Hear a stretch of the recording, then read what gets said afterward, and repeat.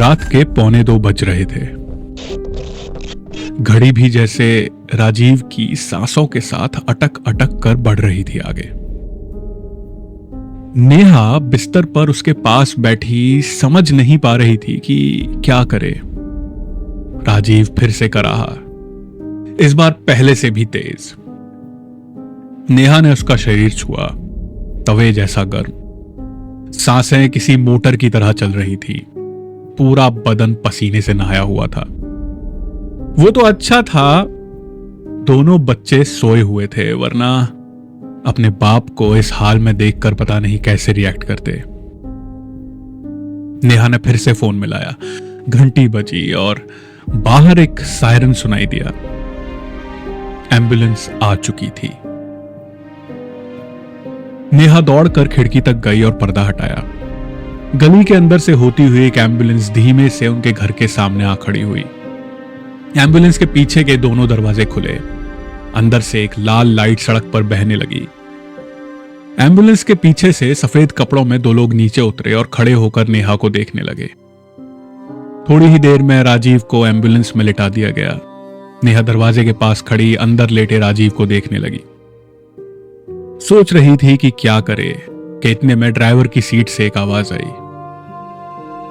हम इन्हें Saint Stephen's ले जा रहे हैं, आप किसी को बुलाकर वहां आ जाना। एम्बुलेंस के दरवाजे बंद हुए और लाल नीले रंग का सायरन दमकाती वो गली से बाहर जाने लगी।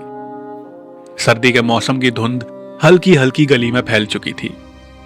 एक बार को नेहा को लगा कि वो एम्बुलेंस मानो हवा में उड़ती जा रही है, पर तभी उसे अपने बच्चों की याद आई और वो घर के अंदर भाग गई। नेहा ने फोन करके राजीव के भाई विजय को बुलाया। विजय की पत्नी सारिका बच्चों के साथ घर में रुक गई, जबकि नेहा और विजय सेंट स्टीफन्स हॉस्पिटल की तरफ निकल पड़े। आज तो कोई राजीव नाम से पेशेंट नहीं आया, रिसेप्शन पे बैठी उस नर्स ने रिकॉर्ड्स चेक करके बताया। अरे ऐसे कैसे नहीं आया? विजय ने थोड़ा खड़कते हुए पूछा। थोड़ी देर पहले तो एम्बुलेंस लेके गई थी घर से। एम्बुलेंस? वहां बैठे एक वार्ड बॉय ने अचानक उन्हें देखा। नेहा ने ध्यान दिया कि रिसेप्शन पे बैठी उस नर्स ने उस वार्ड बॉय को गुस्से में घूरा। वार्ड बॉय चाय का कप लेके वहां से चला गया। थक हार कर दोनों हॉस्पिटल के बाहर आए। इतने में नेहा की नजर दूर कोने में खड़े उसी वार्ड बॉय पर गई जो अपनी चाय खत्म कर चुका था। नेहा चलती हुई इस वार्ड बॉय के सामने जा पहुंची। वार्ड बॉय ने इधर उधर देखा, जैसे कि चेक कर रहा हो कि कोई उन्हें देख तो नहीं रहा। फिर धीमे से नेहा को देखकर बोला, मैडम बुरा मत मानिएगा, पर शायद आपके हस्बैंड अब कभी नहीं मिलेंगे। पिछले कुछ महीनों से शहर में एम्बुलेंस घूम रही है एक, जिसे मौत की एम्बुलेंस बोलते हैं। मरीजों को चढ़ाती तो है पर उतारती नहीं, और उसके बाद वो लोग कभी नहीं दिखते। पर अगर लोग नहीं मिलते तो इसका मतलब ये तो नहीं है ना कि वो मर गए हैं? मैडम ये तो आपको 48 घंटों के बाद पता चल जाएगा। 48 घंटों के बाद? क्या होगा 48 घंटों के बाद? नेहा क्या हो रहा है, कुछ पता चला क्या? विजय को आता देख वार्ड बॉय चुपचाप वहां से निकल गया। उसके बाद उन दोनों ने आसपास के सभी हॉस्पिटल्स में राजीव को ढूंढा, पर उसका कोई अता पता नहीं मिला। थोड़ी देर बाद दोनों पुलिस स्टेशन में बैठे थे, पर एफआईआर लिखने के बाद पुलिस वाले ने वही बात की जो वार्ड बॉय बोल रहा था। जिन पेशेंट्स को वो एम्बुलेंस लेकर जाती है, 48 घंटे बाद ना उनके घर में एक चिट्ठी आ जाती है। कैसी चिट्ठी? अरे बोलिए ना।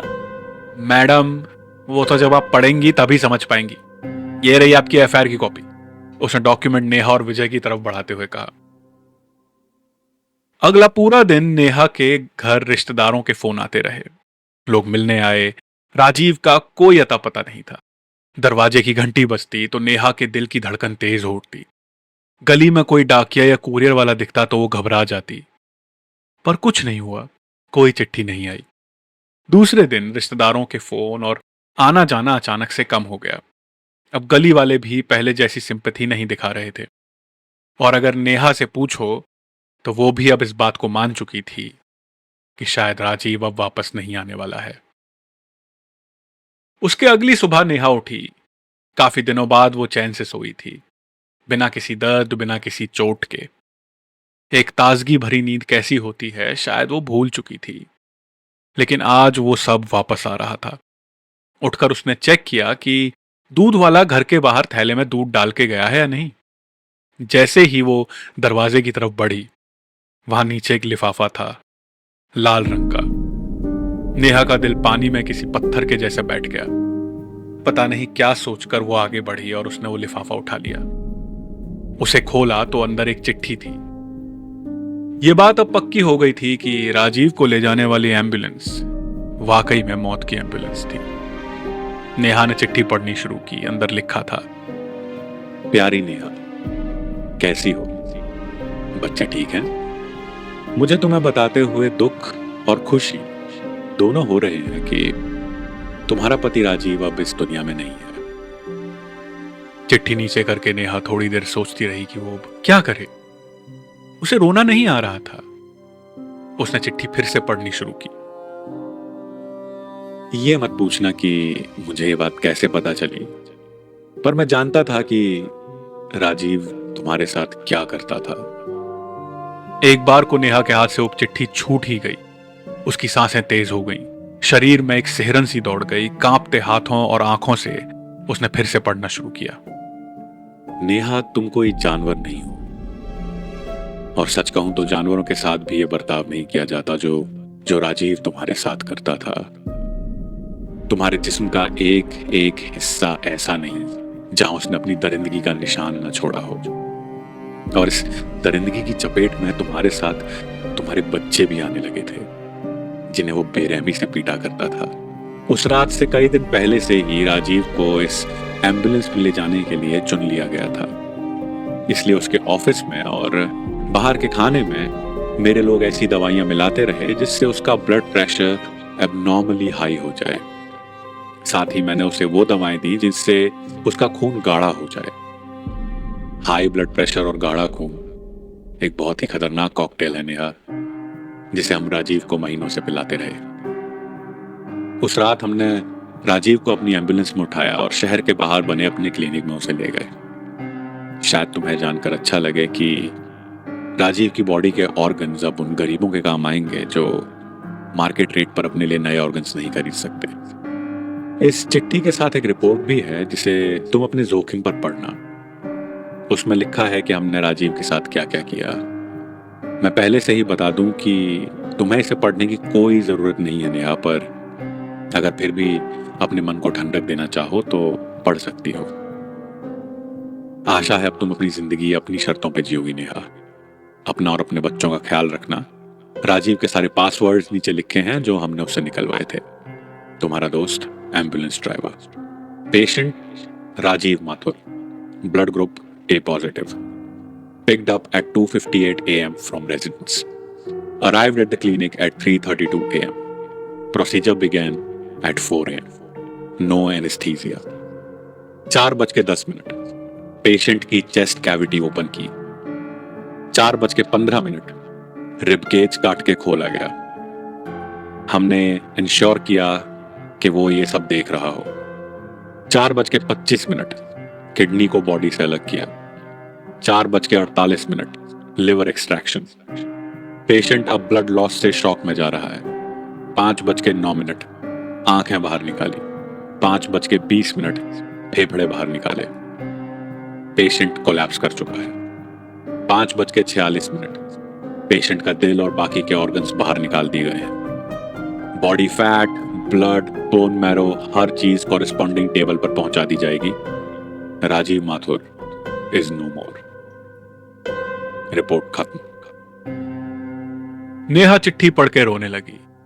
वो जानती थी कि उसे अब राजीव का अंतिम संस्कार करने की भी जरूरत नहीं थी। वो अब सही मायनों में आजाद थी। पर वो बहुत रोई, जार जार रोई। बच्चे अपनी मां को रोता देख उससे चिपक गए और उसके बाद उसने उन दोनों को खूब प्यार किया। अब उसकी नई जिंदगी शुरू हो चुकी थी। किसी और रात एक और घर के बाहर वही एम्बुलेंस आकर रुकी। पेशेंट को अंदर लादा गया।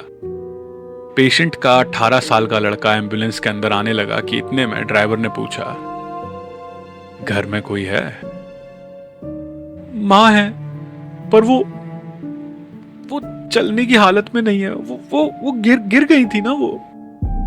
ड्राइवर मुस्कुराया। किसी को फोन करके बुला लो, हम इन्हें जनार्दन अस्पताल ले जा रहे हैं, वहां आकर मिल लेना। लड़का खड़ा खड़ा अपने बाप को एम्बुलेंस में जाता देखता रहा। दरवाजे बंद हुए और लाल और नीली बत्ती दमकाती वो एम्बुलेंस वहां से चली गई। 48 घंटे बाद उस घर में एक चिट्ठी आई। अगली बार अगर आपको लेने कोई एम्बुलेंस आए तो सोचिएगा कि आप बचाए जा रहे हैं या चुने गए हैं।